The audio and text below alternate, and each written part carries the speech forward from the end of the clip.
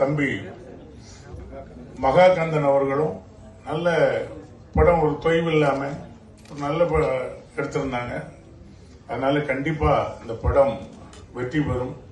இந்த படம் வெற்றி பெற்று பல சாதனைகளை படைக்க வேண்டும் என்று எல்லாம் வல்ல இறைவனையும் தமிழக மக்களையும் கேட்டுக்கொண்டு விடைபெறுகிறேன். நன்றி, வணக்கம்.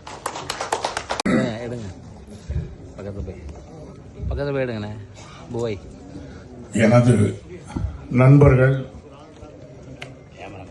தயாரித்த ராஜபுத்திரன் திரைப்பட இசை வெளியீட்டு விழாவிற்கு வருகை தந்திருக்கின்ற மேடையில் இருக்கின்ற நண்பர்களுக்கும் கீழே அமர்ந்திருக்கின்ற நண்பர்களுக்கும் அனைவருக்கும் நாம் சார்ந்துள்ள தமிழ்நாடு வணிகர் சங்கங்களின் பேரவை சார்பாக வணக்கத்தை தெரிவித்துக் கொள்கிறேன். நான் ஒரு வியாபாரிகள் சங்க தலைவர்.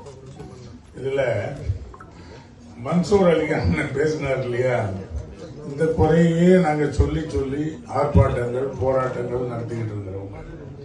அதுல மன்சூர் அலிகான் பேசும்போது நம்ம பேச வேண்டியதெல்லாம் பேசுறாரு அப்படின்னு சொல்லி கேட்டுக்கிட்டேன். உண்மைதான். அதாவது ஜிஎஸ்டிங்கிறதோட விரிவாக்கமே சரக்கு மற்றும் சேவை வரி, குட்ஸ் சர்வீஸ் டாக்ஸ் இங்கிலீஷ்ல. ஆனா சரக்குக்கு மட்டும்தான், பொருள்களுக்கு மட்டும்தான் ஜிஎஸ்டிங்கிறது அவங்களோட கொள்கை. ஆனா கட்டிட வாடகைக்கும் ஜிஎஸ்டி, சினிமாங்கிறது என்ன சொன்னது மாதிரி ஒரு பொழுதுபோக்கு திரைத்துறையை சேர்ந்தவங்க தயாரித்து கொடுக்கக்கூடியதை அரசாங்கமும் அதை அங்கீகரித்து சலுகைகள் பண்ணணும். காரணம், இந்த ஜிஎஸ்டி போடுறதுனால பாதிக்கப்படுறது பொதுமக்கள் தான்.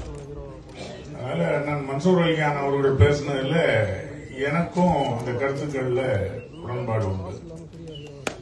மன்சூர் அலிகான் பேசும்போது தொகுப்பாளினி கந்து வட்டி வசூல் பண்றவரு என்னாங்க. ஆனா உண்மையிலே இந்த படத்துல கந்து வட்டி வசூல் பண்ற கேப்டன் நான் தான் நினைக்கிறேன்.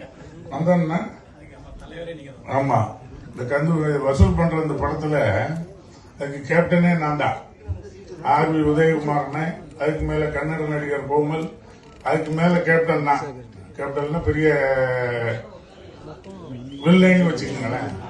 ஆமா, அதனால மன்சூர் அலிகான் கந்து வட்டி வசூல் பண்றவங்க நீ கூப்பிட்டதுல